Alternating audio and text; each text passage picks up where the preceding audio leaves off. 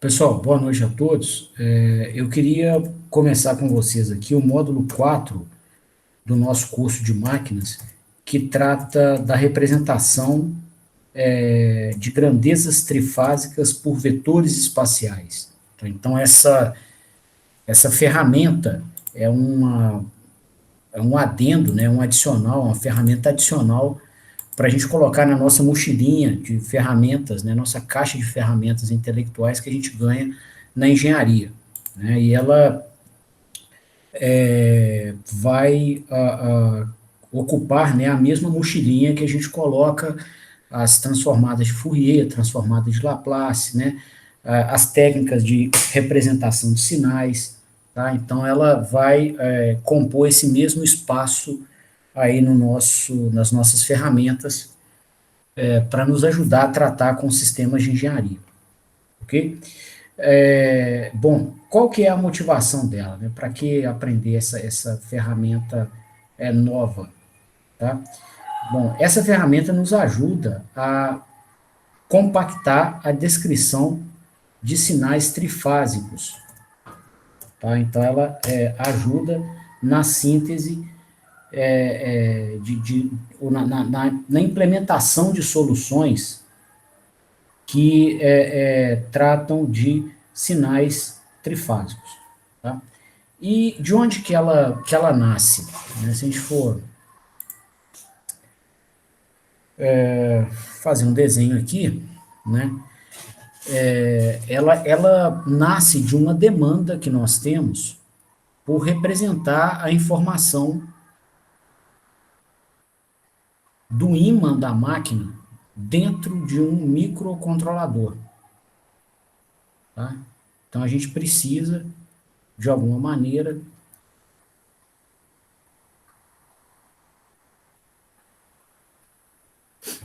de salvar a informação do ímã girante em um microcontrolador, para que a gente possa implementar ações de controle, né, que promovam, inclusive, a alteração desse ímã. Né, ele pode crescer em amplitude, né, ele pode ter sua velocidade de rotação, né, ele é um ímã girante, a gente pode querer que ele gire para o outro lado, ou que ele aumente a velocidade de rotação dele em um dado sentido.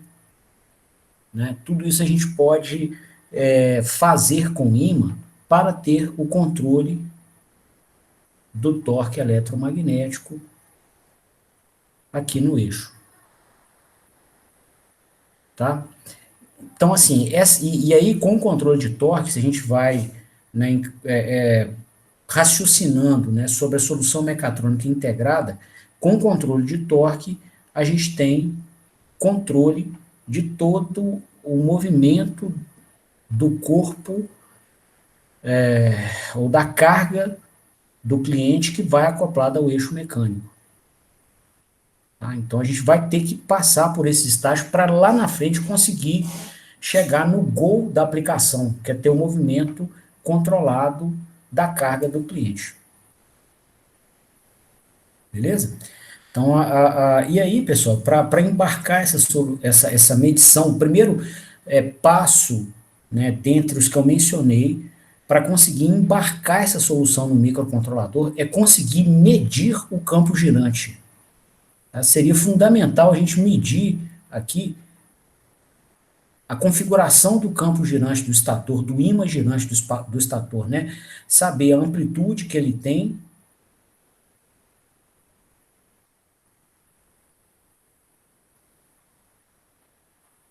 em que posição do espaço ela se situa.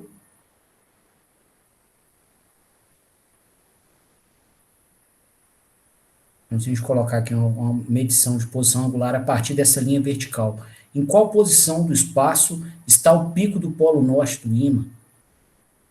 Né? E a que velocidade ele está girando. Tá? Bom, aí você pode falar comigo assim, mas você está dando amplo destaque à medição, né, de parâmetros associados ao pico do ímã, né? E a gente sabe que esse ímã não se localiza nos 360 graus da máquina só na posição de pico. Ele está distribuído nos 360 graus, né? Então, seria relevante que a gente conhecesse o valor do ímã em outras posições angulares. E isso é uma verdade, é fato, né? Que se a gente quisesse ter uma representação total do ímã aqui dentro do microcontrolador, a gente precisaria saber o valor do ímã nessa posição angular que eu marquei aqui também, ó. E nessa posição angular aqui também, ó, tá? Então, todas elas seriam de interesse. Só que um microcontrolador tem limitação, né, de memória e capacidade de cálculo. Tá? Ele não consegue fazer cálculos em tempo zero, né, gasta-se tempo para fazer cálculo, e ele não tem memória infinita. Então, a gente não tem como representar absolutamente todos os sinais, né, em todas as posições do espaço, em todos os instantes de tempo, tal como eles se apresentam no sistema físico real, analógico, que o microcontrolador interage. Tá? Então, a gente precisa de compactar a informação, né, sem perder a sua qualidade, mas é importante compactar a informação, né, e armazenar só o que for necessário para que você consiga representar aquele sinal físico em qualquer instante de tempo ou qualquer posição do espaço que você queira, tá? Então, isso uma diretriz que a gente usa quando a gente vai representar um sinal físico dentro de um microcontrolador, tá? Essa mesma diretriz acontece em outros contextos também, né, de sistemas digitais, né? Por exemplo, se você pega um software de compactação, tá? Eu vou pegar um outro contexto diferente, mas que tem a mesma diretriz no que tange a se representar sinais de maneira compacta, sem perder a qualidade, tá? Então, se você usa, por exemplo, um software de compactação para compactar o desenho dessa tela, que a gente está tendo a aula aqui, que ele faria, né? Ele ia pegar, ao invés de ele gravar a informação desse pixel, desse, né, e colocar em um arquivo uma estrutura de dados para cada um desses pixels, sendo que todos eles são brancos, o que ele faz? Ele vai criar uma estrutura e vai falar assim, ó, na linha 1, da coluna 1 até a coluna 1024, todos os pixels são brancos. Aí vai guardar a informação dessa linha inteira. Então, ao invés de ele guardar 1024 registros, ele guarda um único registro com essa informação, né? Não perdeu-se em nada, né? A informação está toda ali. Quem quiser reproduzir esse desenho em um outro aplicativo da mesma natureza, que consiga ler a estrutura, vai conseguir, né? Para a linha 2 ele vai falar a mesma coisa, para a linha 3 também, para a linha 4 também. Aí aqui na linha 4 que ele achar pixels aqui, né, que não né, são brancos. Por exemplo, nesse texto ômega E. Aí ele guarda alguns poucos registros para esses pixels. E do ômega E, né, do final desse último pixel aqui do ômega E até o final da linha, todos os pixels são brancos de novo. Então, vai guarda num único registro toda essa informação. Então, essa diretriz, né, ela nos mostra como é possível ter uma compactação da informação sem perder na sua qualidade. E aí eu estou indo ao exemplo, né, dos compactadores de software, que são sistemas que promovem esse tipo de trabalho, com excelência, eles são excelentes especialistas nisso, né? E estou pegando diretrizes deles para nos ajudar aqui no embarque da informação do imã girante dentro do microcontrolador, com as diretrizes de se armazenar somente a informação necessária para reduzir o uso de memória e a demanda de cálculo do microcontrolador.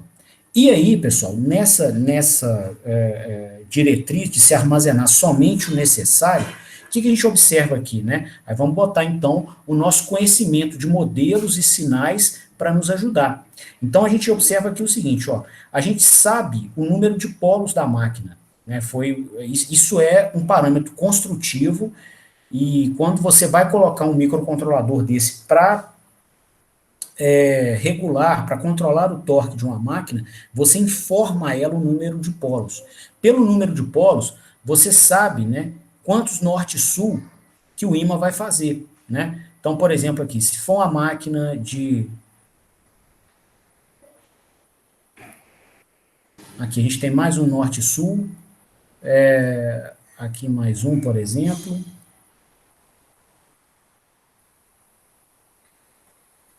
Aqui mais um par de polos, né? Mais dois polos. Aqui mais um. E aqui o último.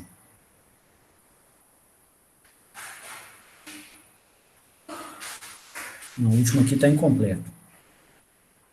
O último.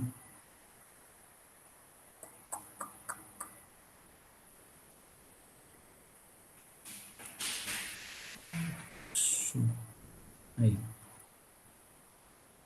Então, nós temos aqui, ó, 2, 4, 6, 8, 10, 12, não é isso? 1, 2, 3, 4, 5, 6. 6 polos norte. Então, nós temos 12 polos, tá? Ou 6 pares de polos, né?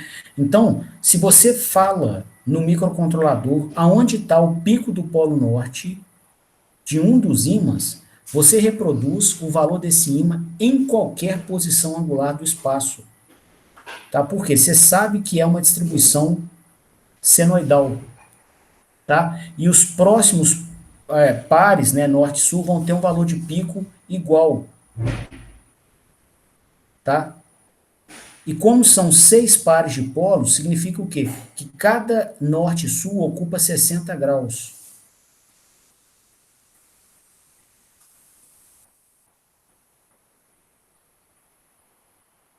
Né? O que significa que um polo norte vai ter uma duração de 30 graus aqui, ó, uma faixa angular de 30 graus. E o sul também. Tá? Quer dizer que o pico aqui vai estar a 15 graus. Você pegar o ponto inicial do ímã, você vai achar o pico aqui a 15 graus. Ó. Tá? Então, e aí você sabe que a distribuição é senoidal, você consegue, então, se você pegar um pico desse aqui, souber, por exemplo, que ele vale 10 ampere espira, com essas outras informações aqui, né, mais a informação dos 12 polos, você consegue reproduzir o valor desse ímã, caso lhe seja de interesse, em qualquer ponto do espaço. Qualquer ponto do espaço, já que é uma distribuição senoidal e a gente conhece o modelo. Então, a gente fica convidado a embarcar no microcontrolador somente a informação do pico do polo norte desse ímã. Tá? Sabendo o pico do polo norte em amplitude e a posição angular que ele se encontra, você sabe o valor do ímã em qualquer outro ponto do espaço. Tá? Bom, então, uma diretriz de representação desse ímã dentro do microcontrolador, a gente já definiu aqui.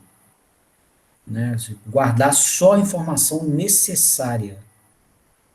somente o necessário, dada a capacidade limitada da nossa máquina de cálculo eletrônico, que é o microcontrolador.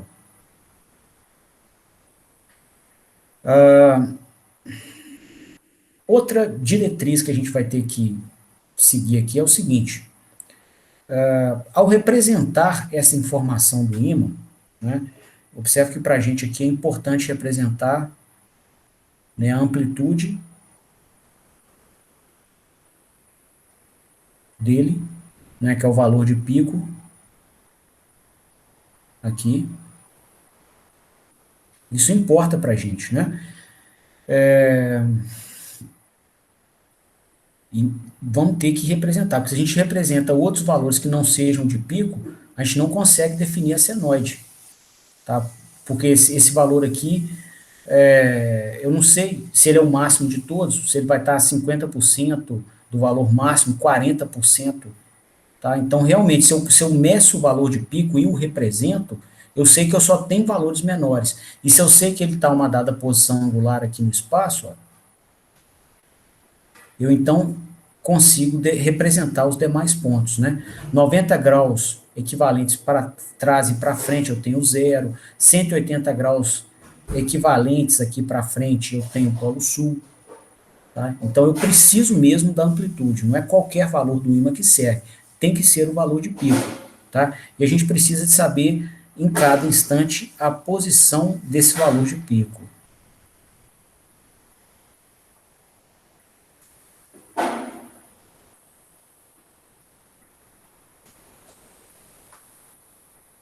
Tá?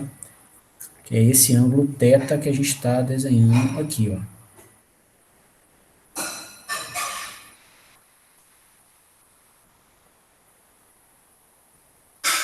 Beleza? Além disso, pessoal, a gente vai ter que guardar, né, essa informação numa variável, ou em mais de uma variável matemática, tá? Para um programa de computador, né? E essa variável do nosso programa,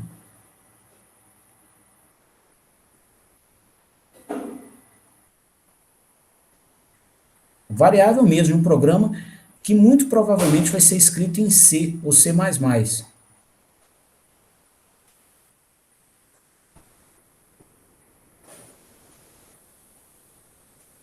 tá? E essa variável, ela vai ser processada de alguma maneira, né? Ela vai ter uma informação de um sinal e a gente vai ter que fazer o processamento do sinal, né? Por exemplo, ver se a amplitude do ímã está no nível que a gente gostaria, para que a gente consiga extrair da máquina o torque que a gente quer. Essa é uma forma de processamento, né? E para fazer esse tipo de processamento, um microcontrolador só dá conta de fazer cálculos em unidades lógicas e aritméticas, né? É o que ele dá conta de fazer. Bom, e para que ele faça cálculos, né, ele é programado em hardware para seguir a álgebra, né, que rege os números reais. Né? Se for um microcontrolador de ponto flutuante, que trabalha com representação de números reais, o que ele vai dar conta de fazer? Né? Ele vai dar conta de trabalhar ou de processar sinais, manipular os sinais, fazer somas, fazer subtrações, multiplicações, divisões, né? E as operações derivadas dessas aí, né? Potências, raízes, tudo isso ele vai dar conta de fazer, mas usando o que os matemáticos e as matemáticas definem na álgebra dos números reais. Tá? Então só dá conta, só consegue fazer conta, né? E a gente pode até emular, né, a álgebra de números complexos aí, desde que a gente separe a parte real e a parte imaginária de um número complexo que esteja embarcado em uma ou mais variáveis do programa de computador. Ok?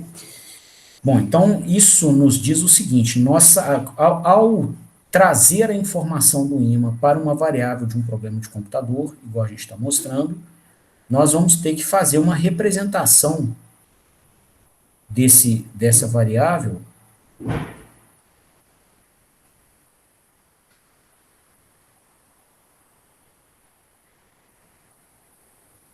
ou do sinal que a gente está mostrando como um real ou um número complexo.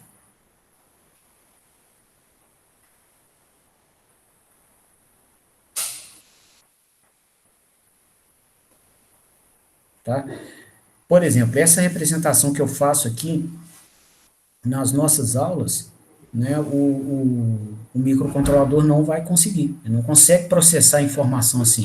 Né? Todos nós aqui, eu, vocês que estão aqui na aula comigo, quando eu falo que a velocidade está rodando para cá, ó, e que ela tem 1.800 RPM, a gente consegue interpretar essa informação e processá-la com o cérebro. Um microcontrolador não vai conseguir. Então, por isso que a gente tem que representar como um número, né, de um conjunto numérico que já tenha toda uma base de cálculo definida. Tá? Porque a gente pode, então, ir além, né, do microcontrolador, só conseguir trabalhar com processamento de sinais, né, de uma álgebra definida, a gente consegue também herdar dos matemáticos conhecimento para tratar desses números dentro do microcontrolador. Tá? Isso não é pouca coisa, isso é muita coisa. A gente vai ter que tratar e manipular esses sinais N vezes das mais diversas formas.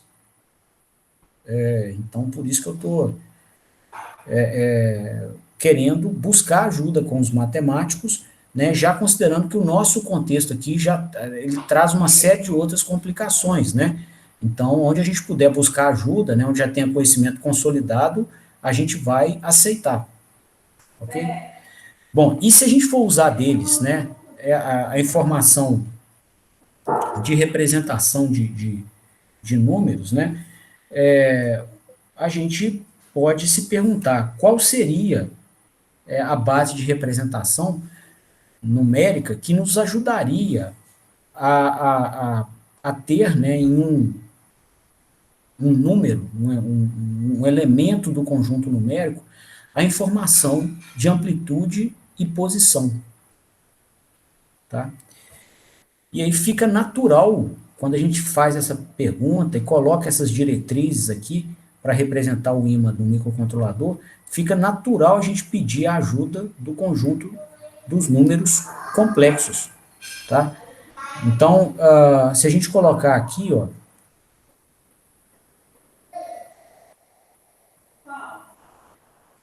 colocar um norte e um sul, tá? Não vou colocar todos os demais para não carregar o desenho.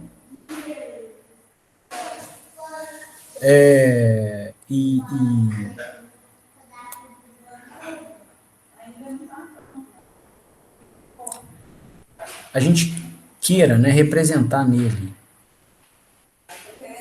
ou dele, né, a informação de amplitude e posição angular. Tá? Tem um conjunto matemático que representa isso por excelência, que é o conjunto dos números complexos.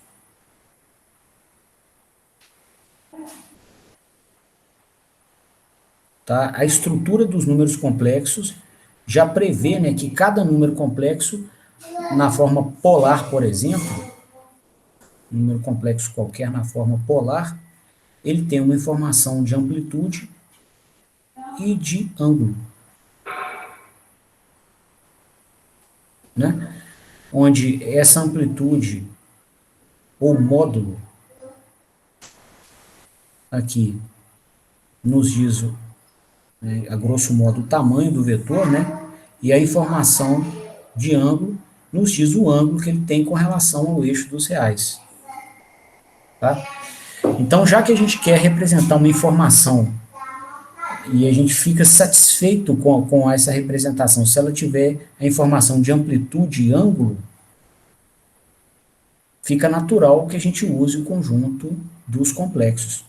Ele já pode nos ajudar muito. Ele tem toda uma álgebra pronta para tratar sinais que tenham essa estrutura, né? E aí, como que a gente poderia, então, fazer uma representação do campo girante da máquina através de um número complexo? Então, a gente poderia, dentro de uma proposta bem direta, né, a gente poderia pegar aqui um corte de seção transversal da máquina, igual está aqui, ó. Então, cortamos a máquina no meio, então os pés dela aqui, está o ímã girante do estator aqui no espaço, né, o centro dela está aqui.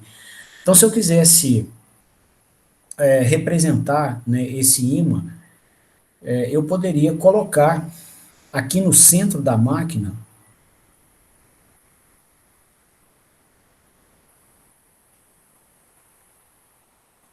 o eixo imaginário e o eixo real.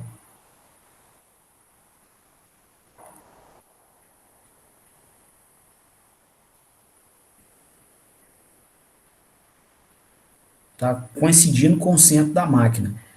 E propor, né, aqui eu estou no mundo abstrato, né, no fantástico mundo de Bob, então a gente está aqui soltando a criatividade à vontade, tá? Criando uma forma de representar um sinal. Então aqui nós não estamos mexendo com leis físicas, leis de Maxwell, leis da mecânica, não, não, aqui a gente está criando um produto tecnológico, tá? Para nos atender aqui dentro desta demanda de se representar um ímã dentro do microcontrolador, com as informações de amplitude e posição angular, e com o mínimo possível de memória, de uso de memória para representar esse sinal, e sem perder qualidade na representação. Então, digamos que a gente aloque aqui esse plano dos complexos, e nele, tá, a gente cria um vetor, aqui, ó, né, que vai ser guardado como uma variável de computador, que acompanha aqui o pico do polo norte do ímã. Tá? Então, se o pico do polo norte tem uma amplitude A, a gente vai criar um número complexo com amplitude A também. Tá? Se em um dado instante esse pico do polo norte aqui está numa posição angular aqui de 50 graus, no espaço físico da máquina mesmo, tá? A gente vai criar no nosso programinha de computador um número complexo, digamos que a gente chama ele aqui de F. O FMM, um número complexo que vai estar dentro do microcontrolador. E se agora o próprio pico do Polo Norte está aqui a 50 graus,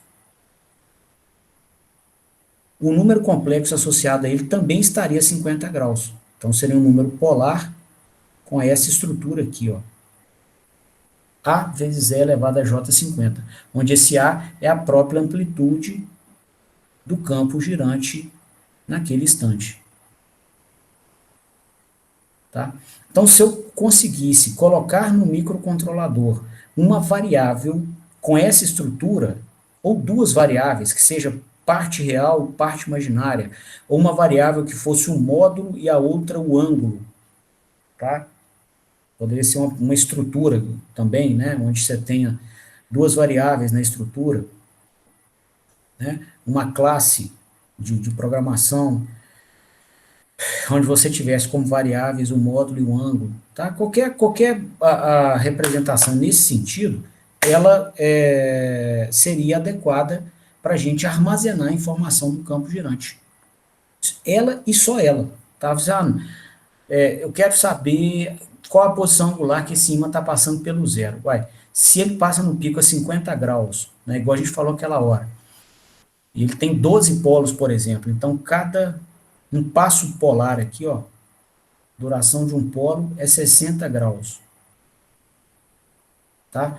Então, se o pico está a 50, desculpa, um passo polar que a gente tinha comentado dava 30 graus, não é isso? Então, aqui, ó, se o pico do ímã está a 50, esse ponto aqui tem que estar, né, a 15 graus para trás. Com certeza, 35 graus. esse outro ponto a 65, são 15 graus para frente. E qualquer ponto aqui no meio do caminho poderia, né, ser caracterizado ou ter sua posição angular caracterizada pelo mesmo raciocínio. Tá?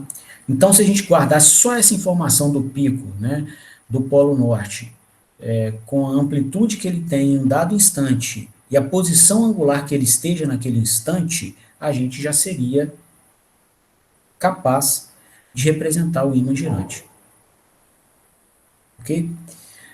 Bom, para fazer isso, para construir a solução, o que a gente poderia fazer? Né? Então, uma proposta bem direta, né, seria instalar um sensor de campo magnético aqui entre o estator e o rotor.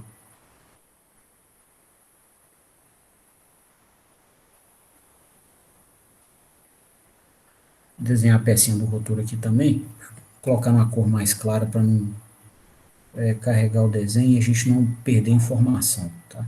Digamos que está aqui, está o rotor, e a gente quisesse medir esse ímã vermelhinho e colocar a informação dele dentro de um microcontrolador, por uma entrada analógica.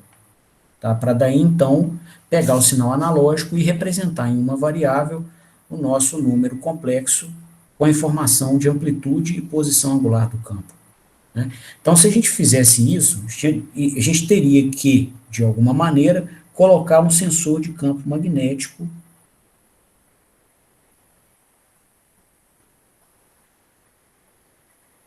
por exemplo, aqui entre o estator e o rotor, né? E sair com os dois cabinhos dele, tá? Vou representar aqui no unifilar, e chegar com a informação aqui no microcontrolador. Seria uma proposta.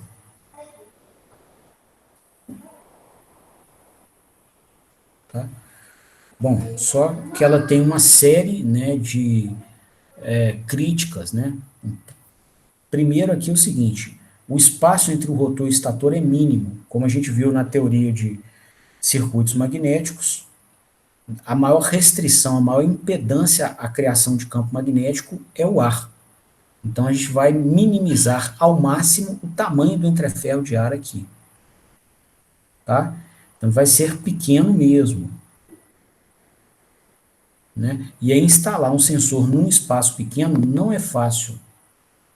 Tá? A chance, enfim, de você ter algum problema, ter um contato do rotor com ele é muito grande. Outra coisa, esse campo vai girar, né? E a gente precisaria da informação do valor de pico. Né? Então, cada hora estaria passando aqui por esse ponto, ó, um nível do sinal. Tá o ímã girando, né? E aí,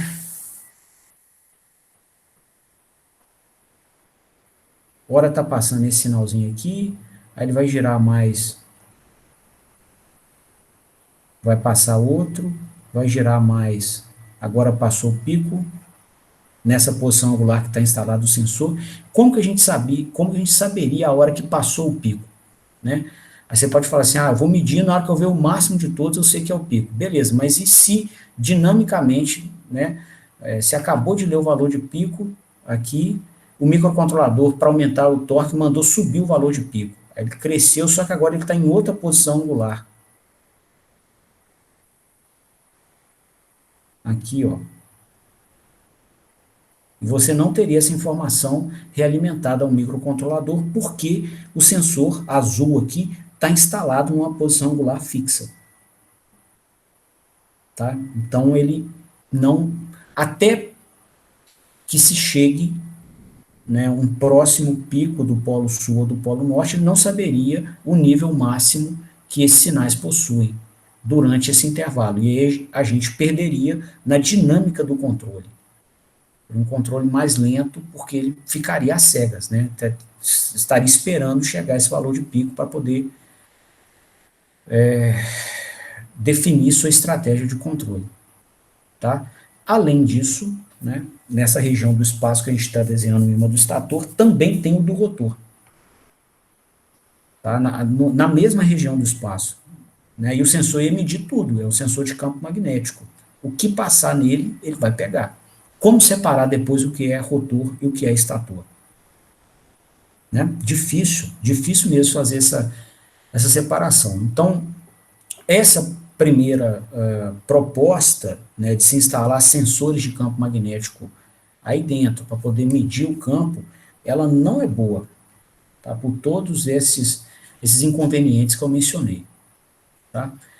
Bom, teria uma forma da gente ter informação só do ímã do estator sozinho, tá? Com a realimentação em tempo real para o microcontrolador de tudo que está acontecendo com ele? Tem, né?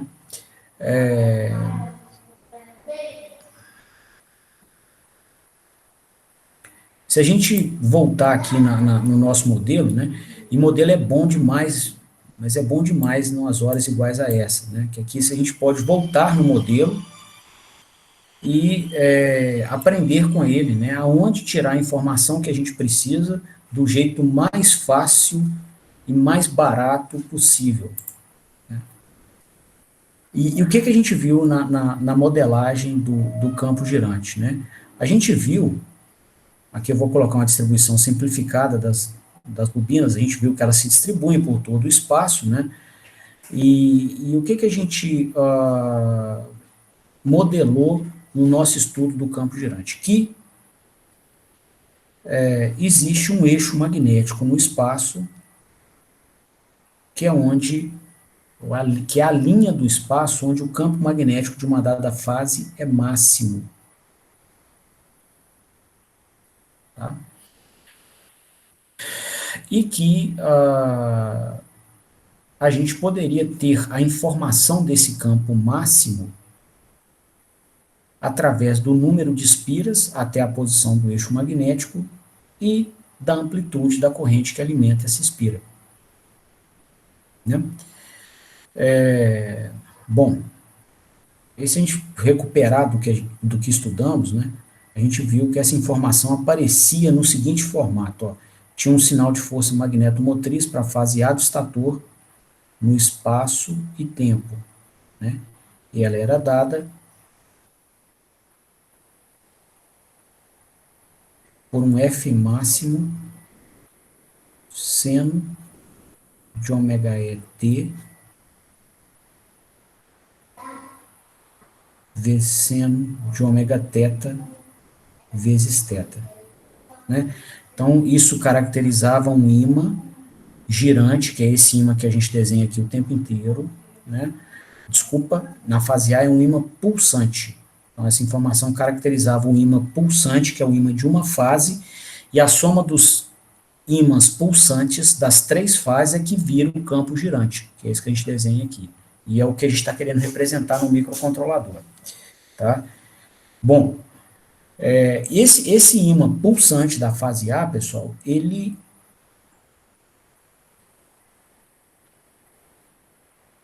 foi modelado, né, e o modelo nos ensinou que ele contém a seguinte estrutura. Ó.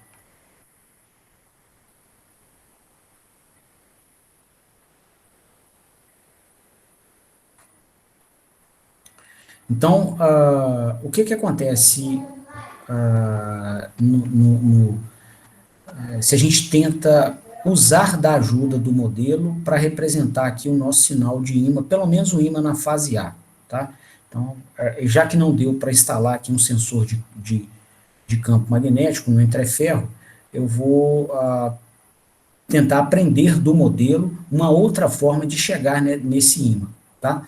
E aí vou começar, então, pelos ímãs das bobinas nas três fases, né? E aí a gente vê nesses ímãs o seguinte, ó, que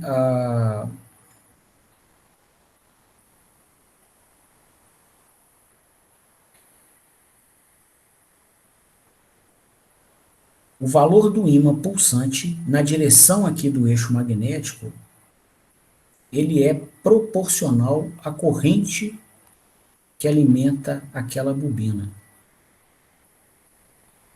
que é essa aqui, ó.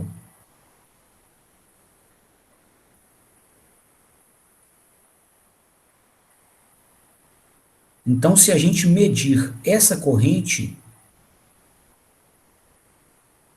né, e multiplicar por esse parâmetro da máquina, que pode ser previamente disponibilizado ao programinha de computador, a gente consegue aqui saber o valor do campo pulsante, pelo menos nessa linha do espaço aqui, ó. Tá? Então, essa linha do espaço é a linha onde, por exemplo, uma máquina de dois polos, né? A gente colocou a posição angular 0 graus aqui, né? E essa era a posição no espaço onde θ era igual a 90 graus. Né? Então, para uma máquina de dois polos, o ômega θ vale 1. Se o θ for igual a π sobre 2, isso aqui vai valer 1.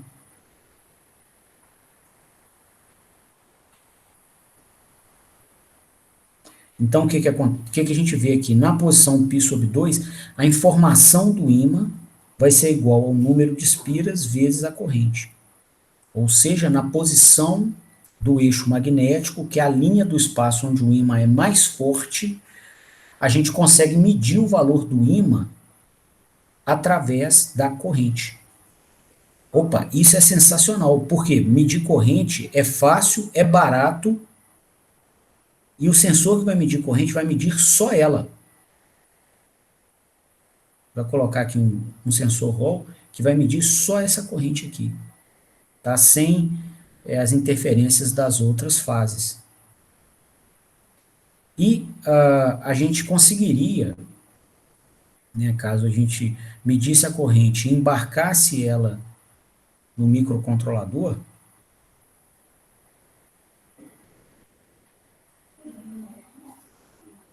a gente conseguiria a informação do pico do ímã, pelo menos uma pulsante.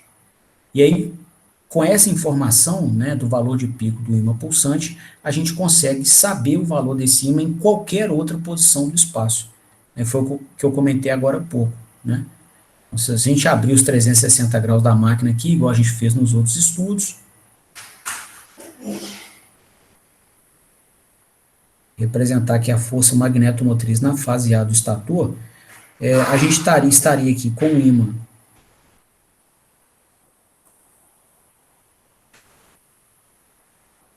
né, que pulsa, e sempre, em qualquer instante de tempo, não importa o instante de tempo, a informação da amplitude sempre está aqui, ó,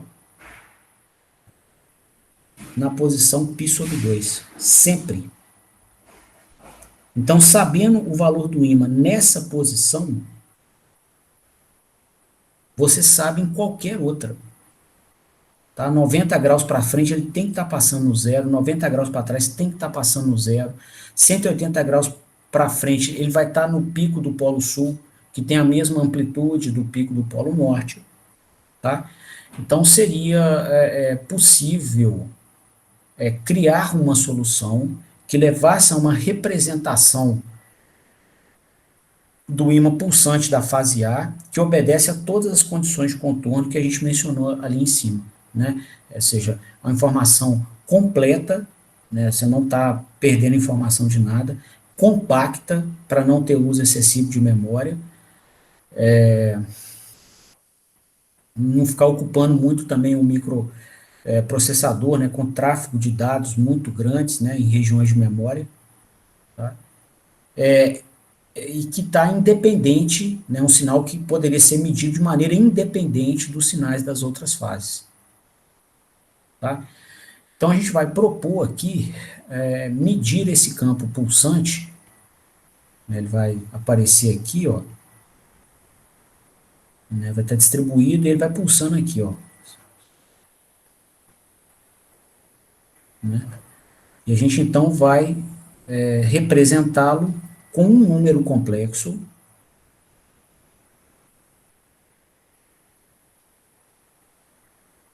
cujo módulo acompanha a amplitude do campo girante, do campo pulsante da fase A, desculpa. Então, ele vai acompanhando o pico do polo norte aqui. Enquanto ele pulsa, o vetor vai pulsando junto. Ó. Tá? E vai ser um número complexo que tem o seu ângulo igual à posição desse ímã. Tá? E aí, então, a gente vai, para fazer essa representação da maneira mais simples possível, propor aqui, ó, alocar o eixo real e o eixo imaginário dos números complexos dessa maneira aqui, ó, também alinhado com o pico do polo norte da fase A. Então, vou botar o eixo real aqui na direção do eixo magnético da fase A, ou seja, na linha do espaço que tem o ímã pulsante, ó. Tá? Até apagar aqui, que esse aqui eu fiz na mão, só para deixar na mesma.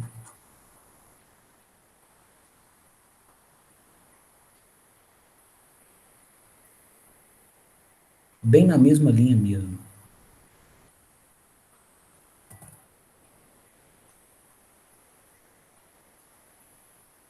Ok? Então a gente teria essa proposta aqui de representação, ó, tá?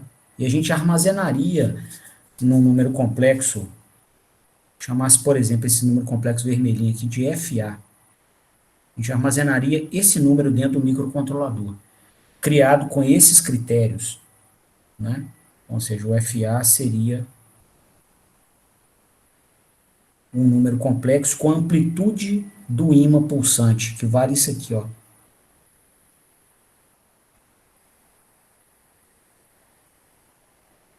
E que estaria na linha do espaço que coincide com o eixo magnético, tá? Então, no caso aqui, esse ímã tem o seu pico aqui a 90 graus, né? Quando a gente colocou a nossa medição de ângulo com referência aqui nessa linha vertical, e com relação ao plano dos complexos, né? Essa linha aqui a 90 graus marca pontos que estão a 0 graus com relação aos complexos, tá? Então, só dei um shift aqui de 90 graus, né? Não comprometi em nada a representação. E aqui a gente conseguiria, então, né, esse número complexo dentro do microcontrolador, né? Poderíamos estender a proposta para a fase B e também para a fase C.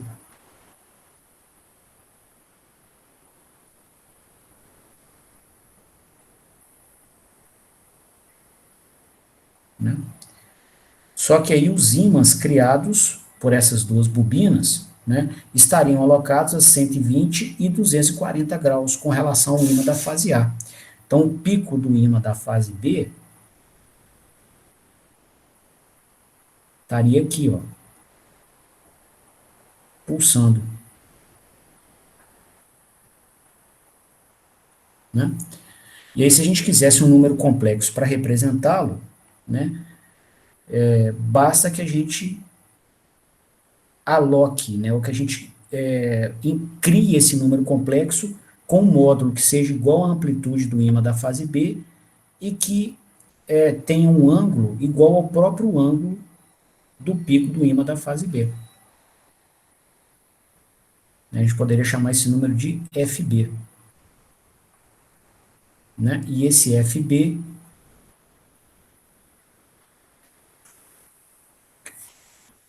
tem, assim, buscando lá do modelo, né, o pico do ímã da fase B teria essa estrutura aqui, ó, né, da mesma forma que foi o pico do ímã da fase A. Você pode medi-lo pela própria corrente que circula na bobina. Tá? Que é bom demais de chegar nessa informação por corrente, porque a corrente é fácil de medir. Tá?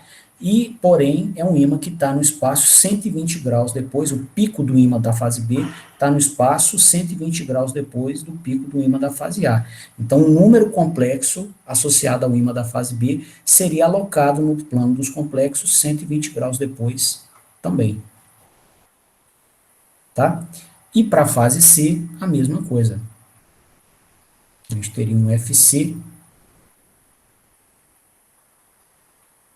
que seguiria a mesma estrutura, né? O pico desse ímã pulsante seria também proporcional à corrente, porém ele ocorre a 240 graus do espaço físico real do ímã da fase A. Vai estar acontecendo aqui, ó.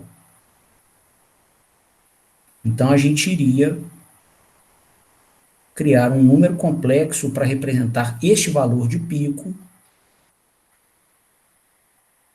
que também estivesse a 240 graus do espaço com relação ao ímã da fase A. Então, seria, né, na forma polar, se o ímã da fase A está alocado a zero, né, com ângulo zero, o ímã da fase C teria ângulo 240. Tá? Então, esses seriam os três números complexos para a gente representar os ímãs dentro do microcontrolador. Pelo menos os ímãs pulsantes ficam bem representados assim, né? A gente consegue, com o valor de pico e as posições que elas acontecem, a gente consegue representar o valor desses ímãs em qualquer um dos 360 graus do espaço, como a gente explicou no início da aula. E, né, será que se a gente somar os três, a gente consegue produzir um quarto número complexo que tenha na sua estrutura a informação do campo girante, né, cujo módulo seja igual ao módulo do campo girante e cujo o ângulo do complexo seja igual ao ângulo onde se encontra o pico do polo norte do campo girante, igual a gente estava tentando fazer aqui no início? Então, eu queria responder com vocês essa pergunta na quinta-feira. Tá? A gente vai, então, somar esses três números e aprender do modelo se seria possível extrair dele esse tipo de informação. Ok? Bom, eu vou parando a aula por aqui hoje. Queria abrir a palavra a vocês para considerações, perguntas. Pode ficar à vontade.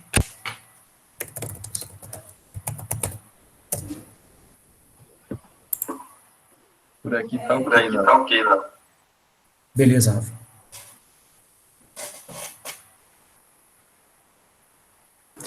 Então, beleza, moçada. Eu agradeço aí a presença, então, tá, com a gente, e queria desejar a vocês uma boa noite.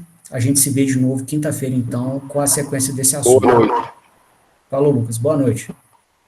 Até mais, então, moçada. Falou. Boa noite. Valeu, até mais. Boa noite, Léo. Até mais. Falou, boa noite.